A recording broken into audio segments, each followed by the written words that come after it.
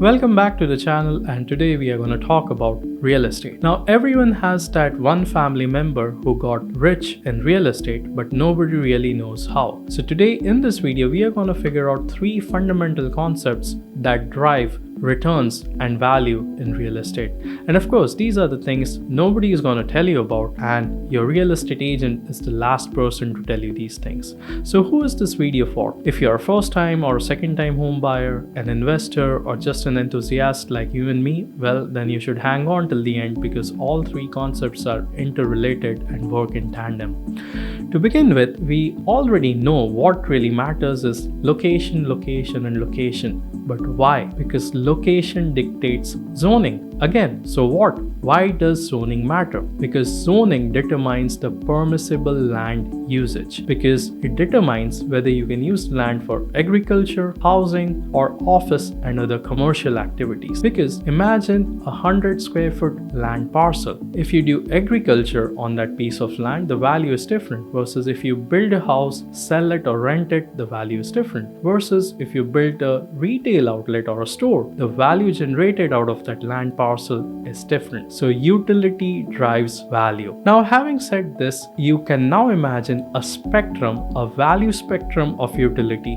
with agriculture at one end and high-end retail or a mall being at the other end. And then between these two ends of the spectrum, you have housing, you have commercial office spaces. Now, utility is the qualitative aspect determined by the zoning. And there's one more aspect, which is the quantitative aspect, which is the FAR, the floor area ratio, or the FSI, which is the floor space index. Both mean the same thing. However, different terms are used by different zoning regulations in different countries and regions. Now, what is this? This is essentially just a multiplier. This multiplier determines the amount of built space that you're allowed to construct on the land parcel. So coming back to that 100 square feet land parcel, if your FAR or FSI is 4, which means 100 multiplied by 400 square feet is the amount of built space that you can construct on the land parcel and sell it. Of course, the only limitation here is the number of floors that you can build. These are also determined by the zoning regulations or the development rules within the region. Now, once you know there's a value assigned to the qualitative aspect, which is the permissible use, and the quantitative aspect, which is how much quantity of built space you're allowed to build and sell. So when it comes to revenue, it is price multiplied by quantity. Now, price is subject to the utility and quantity is subject to the amount of built space. So this is what determines the revenue potential or the value potential of a piece of land. Now, this brings us to the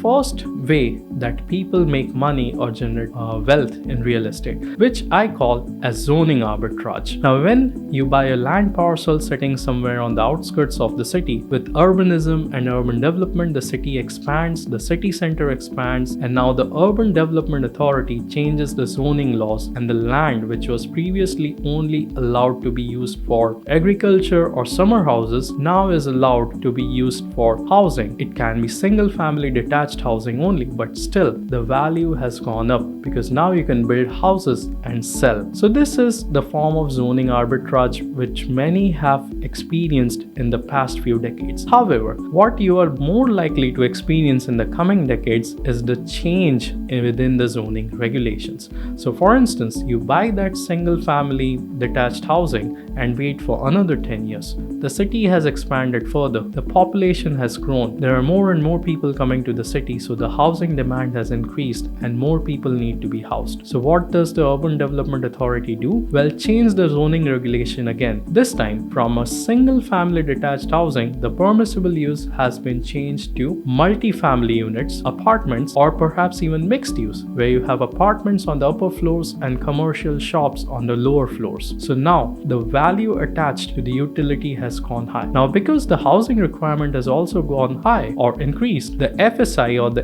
FAR has also increased. So now the value that can be derived out of that piece of land has increased further, because instead of a bunch of or a dozen of single family housing units, the developer can purchase it, bring down all those houses and probably build a few dozen apartments and a couple of shops. So the revenue potential of that land has increased. So zoning arbitrage is a quiet way to build wealth, but it takes time. It usually takes decades, if not years. Now, this is the first concept. The second thing we need to understand is real estate is a product by itself. Everything, houses, offices, and stores, disregard to the emotion that you and me might attach to it as consumers, because this is a big purchase. It is just a product for developers and even from a macroeconomic perspective. Now, what happens because it is a product? Like any other product, it has its own segments and variants, just like smartphones. Now, broadly speaking, the segments would be housing, commercial, and retail. And within the housing segment, there would be sub-segments such as detached single-family housing, multifamily apartments, and condos. And within each of these segments, there would be different product variants. Per se, within the apartment segment, the variants would be a studio apartment, a 1-bed, 2-bed, 1-bath, and all the way up to a 5-bed, 6-bath penthouse. Now, having said this, one important thing we need to understand here, niche segments make great deal for developers because they can extract a premium as the product is tailored for a specific user. However, when it comes to an individual buyer or an investor like you and me, it is not worth it because the segment or the audience is so narrow, it becomes difficult to resell the apartment. Now, imagine a 5-bed, 6-bath penthouse. It is good for the developer because the product is targeted to people who have money and would want to spend a premium to get an ideal product. However, if I invest in it, it becomes difficult for me to rent that apartment because I really need to find someone really rich. For instance, a rich Asian kid studying at a university probably. But having said this, it is difficult not only to rent but also to resell it again when I want to encash or cash out on my gains. So niche segments work well for developers but not so well for investors or individuals. Now, the next thing we must understand, every product has a life cycle, and especially in real estate products, every product is built and every construction has a certain life. So when you hold a house or an apartment for too long, you might entail certain costs. For instance, if you're holding an apartment for 15 years, when you go out into the market after 15 years to sell the apartment, you might have to first spend some money in redoing the interiors and the fit outs within your apartment. Otherwise, it would have gone through so much of wear and tear and depreciated up to an extent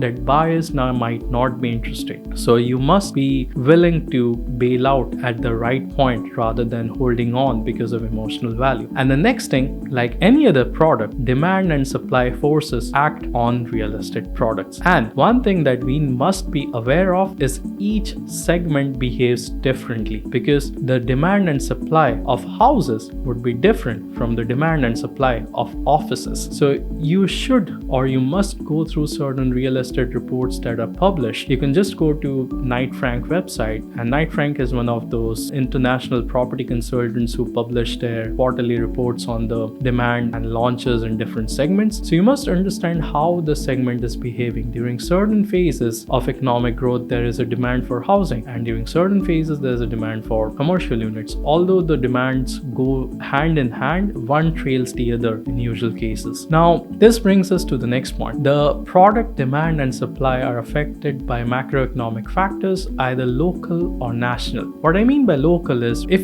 you are living in a small town or a city and there's a new employer or a couple of new employers who are starting a new office or a factory in the region, there would be a boost in the demand for apartments or rental units. Similarly, at a national level or at a centralized level, when the central bank cuts interest rate, people would be incentivized to borrow, which is essential for sales in housing or commercial property. So these are the macroeconomic factors that also drive or affect the demand and supply. This brings us to the third and the last point. Now, in real estate, you make money in two ways. One is the appreciation that you gain in value over the period of years or decades. Now, the second one is more important, which is cash flows, because appreciation is notional until you sell or in cash. However, cash flows are real. Now, when it comes to the cash flow, what should you be considering? First question is, when do I start generating the cash flow? The second is, how much is the cash flow? And the third is the cash flow efficient? So what do I mean by when? Because when you're purchasing a new property in a new location where the locality is yet to develop and infrastructure is yet to develop, for instance, access roads as well as utility utility connections such as telephones, internet, as well as drainage. In that case, you will need some time before you find the first tenant, and until that point, you have to pay for the mortgage yourself as well as bear the cost of interest. So you have to be aware about this timeline, or really be careful for how much time you have to pay out of your own pocket, because that affects the cumulative cash flows generated from the property during your holding time. The next question you should be asking is, what is the cap rate, also known as the capitalization rate, which is the net annual income divided by total cost or price of the property. Now, if I am purchasing a commercial office space for $100,000 and my annual rental income out of that office space is $8,000 after paying for the maintenance and any other costs that I am supposed to pay as a landlord, then my capitalization of the property is 8%. However, this in isolation means nothing. I should go to the market and check what is the average capitalization of commercial offices. If the average is 7%, then I am doing great. But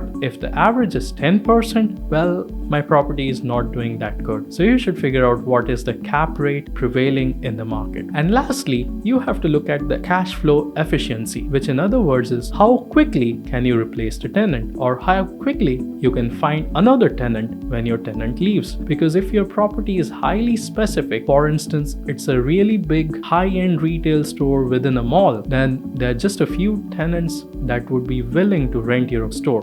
These would ideally be brands, apparel brands, or any other brand that has to have an outlet in the mall. Versus if you have a 2-bed, 2-bath apartment somewhere in the city, well, almost literally anyone can rent it out. So it's quicker to replace the tenant. So you have to look at what is the efficiency or the occupancy factor that you have. So this brings us to the end of this video. In summary, there are 3 ways or 3 things you must know. One is the possibility of zoning arbitrage, or how long will it take. The second is understanding the product so that you can pick the right one. And the third thing you have to do is evaluate the cash flows associated with the real estate product. So this brings us to the end, and if you like this kind of content, hit the subscribe button and don't forget to like the video.